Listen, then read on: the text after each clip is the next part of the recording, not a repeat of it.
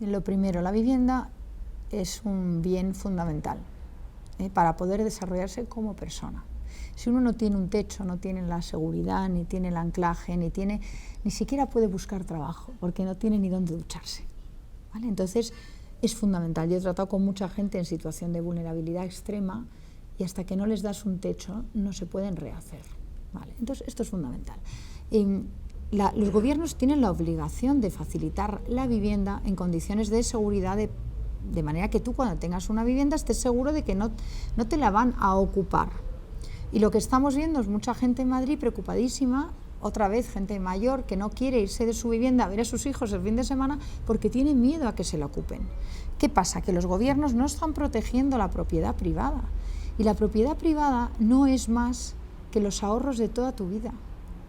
Eso es la vivienda para muchos madrileños, para todos los madrileños. Han puesto en la vivienda toda la hucha de sus ahorros y no hay derecho a que hoy te la ocupen.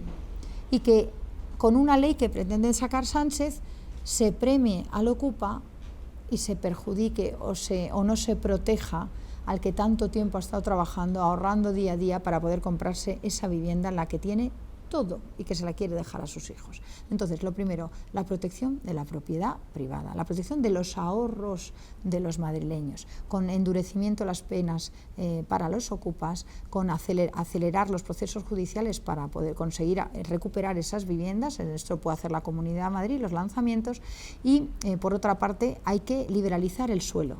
Liberalizar el suelo quiere decir poner todo el suelo que no sea de protección medioambiental automáticamente como urbanizable. Automático, ya mañana.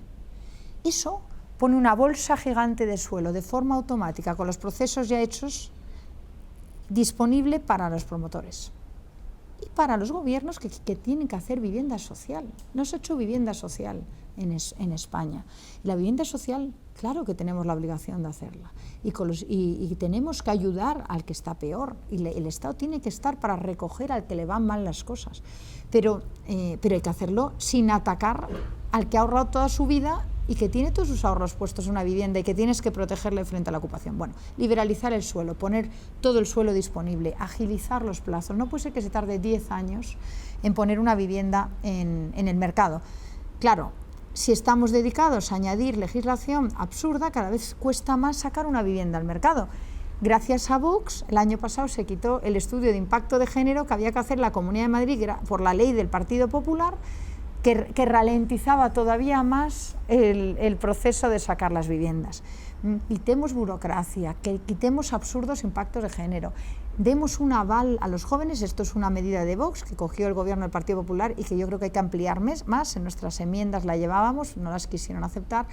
Los jóvenes, y no tan jóvenes, no tienen dinero ahorrado porque los sueldos son precarios. Son precarios para el coste de la vida, porque ¿qué es un sueldo precario? Depende de lo que puedas comprar con ella.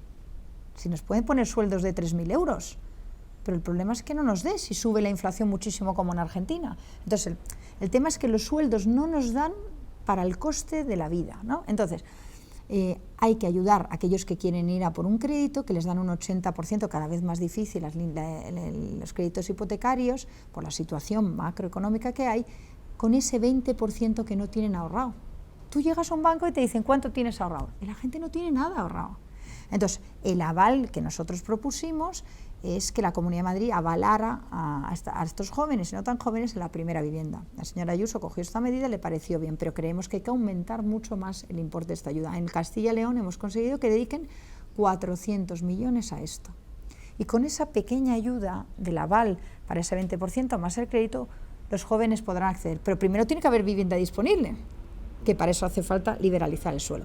Hay que quitar el TPO, que es un impuesto que está costando aproximadamente como 12.000 euros en una vivienda de precio medio de 100 y pico mil a los jóvenes, que es un impuesto de la Comunidad de Madrid. Hay que quitarlo y hay que reducir el AJD, de actos jurídicos documentados, que es un impuesto que nadie sabe por qué nos lo cobran, que la comunidad se está forrando ingresos con el AJD y que a mí me gusta escucharles lo de que quieren el dinero en el bolsillo de los madrileños. Pues que quiten el AJD, que está penalizando la compra de la vivienda, que abrasa a la gente cuando va a comprar. Estas son medidas muy sencillas. La solución no es topar los precios, eso lo que provoca cuando hay poca vivienda es que se cree un mercado en B. La solución no es intervenir el mercado, ya sabemos cómo lo hace la izquierda caviar, lo que produce es escasez. Entonces, para estabilizar la falta de oferta y el problema de oferta y demanda, lo que hay que hacer es liberalizar el suelo, todo el suelo que no esté protegido, ponerlo automáticamente en disposición de construirse, de urbanizarlo, y es la única solución. Habla de liberalizar el suelo, inevitablemente pues le tengo que preguntar por la nueva ley de suelo que ha planteado el Partido Popular hace unos poquitos días. No sé qué le parece y si puede ser un nexo de unión entre ambos. Es una locura de alguien que no entiende nada del mercado inmobiliario, y de verdad que yo lo leí intentando ver qué partes tenía buena. Yo siempre, aunque no sea de los míos, lo intento, de verdad que me esfuerzo, pero es una locura porque ataca al pobre ahorrador que tiene una vivienda, al que tiene un ocupa en su casa, que resulta que lo legalizan. ¿Pero esto qué es? O sea, que aquí el que ha entrado a una vivienda, el que es un delincuente, el que se hace con la propiedad de otros, va a Sánchez y le premia. Oiga, esto es como lo de los violadores y pederastas, que Sánchez los ha dejado salir por la calle y ahora las mujeres hemos sufrido el mayor retroceso de nuestra vida. No puede ser que una ley premie al ocupa. No puede ser que una ley... Claro, la gente tiene miedo a alquilar su casa. ¿Por qué? Porque hay ocupas. Y entonces, ¿qué pasa? Que hay viviendas vacías. Porque la gente en los barrios nos dice, tengo miedo a alquilarla. Tengo miedo a alquilarla. Hay gente mayor que nos dice, me voy a vivir con mi hijo, porque ya no puedo vivir solo, me cuesta moverme. Y entonces dice, voy a alquilar la vivienda. Y dice, no, que van a ser luego ocupas, que no me van a pagar. Y entonces Sánchez a estos, al pobre que no la alquila porque tiene miedo, porque hay ocupas, resulta que le penaliza con una subida en el IBI. O sea, esto es que expropias al que tiene miedo y no alquila su vivienda por tu culpa, porque hay ocupas, porque proteges al ocupa. ¿Pero de qué estamos hablando? Una ley que no, de verdad, que lo único que hace es intervenir el mercado, que lo único que hace a largo plazo va a ser agravar el problema. Dice que va a hacer viviendas en campamento. Oiga, empiece usted por arreglar la A5. Ya me contará cómo va a meter todas esas viviendas ahí si a día de hoy está la gente desesperada, que hubo una manifestación el domingo, que les llevan prometiendo esa infraestructura. Lo primero que hay que hacer para hacer viviendas es mejorar las infraestructuras.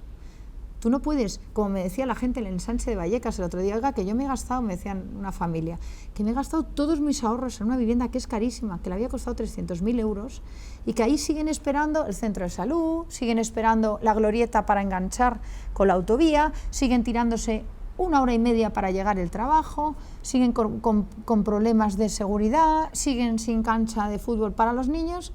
Esto es una tomadura de pelo.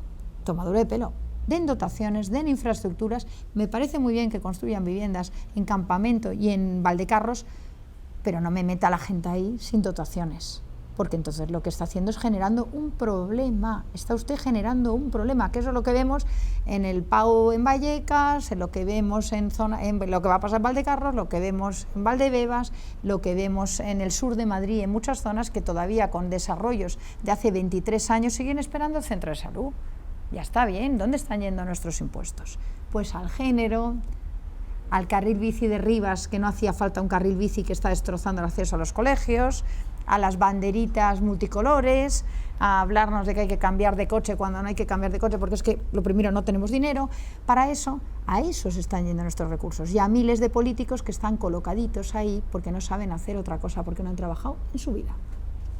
Damos un pequeño salto, pasamos al ámbito sanitario. Es otra de las cuestiones que ha marcado al menos la recta final de la legislatura, es ese conflicto laboral en la sanidad pública madrileña, y pregunto ¿cómo resolvería Vox esta cuestión y qué plantea para mejorar la sanidad pública madrileña? El tema de la sanidad va a ser un reto a nivel global para todos los gobiernos, porque en el mundo occidental cada vez somos más mayores y tenemos más mayores y envejecimiento, con lo cual esto es un problema estructural que no se ha querido atacar a tiempo con políticas de natalidad.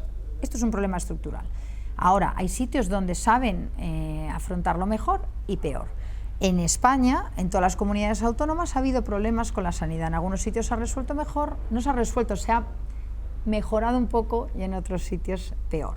La realidad y esto otra vez el mercado, la oferta y la demanda, tenemos mucha gente que cada vez va más al médico porque cada vez es más mayor y es una buena noticia que cada vez vivamos más. Un problema de demanda casi infinita con muy poca oferta de médicos. ¿Por qué? Porque hasta este momento no se les ha tratado muy bien. Y entonces los médicos, si ven que en otro país les pagan más, se van, lógicamente, la ley, la oferta y la demanda.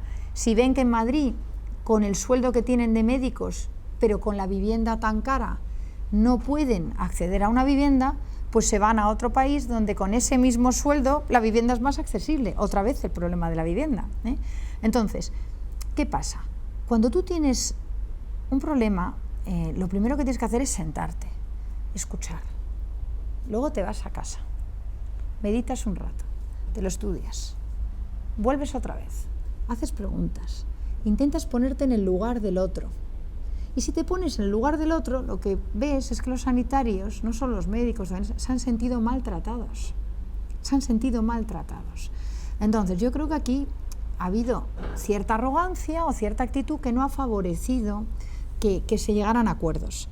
Nosotros llevamos en las enmiendas de los presupuestos, ya desde septiembre teníamos unas medidas para mejorar el sueldo de los médicos, para mejorar sus horarios y para premiarles su trabajo. Yo creo que en España, además, es una cosa que me llama la atención, se ha precarizado determinadas profesiones que son valiosísimas.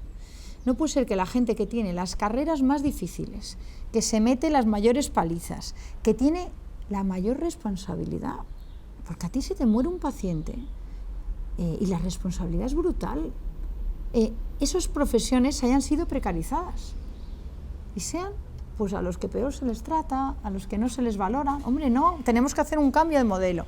Entonces, yo creo que los médicos, si queremos que se queden en Madrid, lo que hay que hacer es pagarles bien. Lo que hay que hacer es valorarles.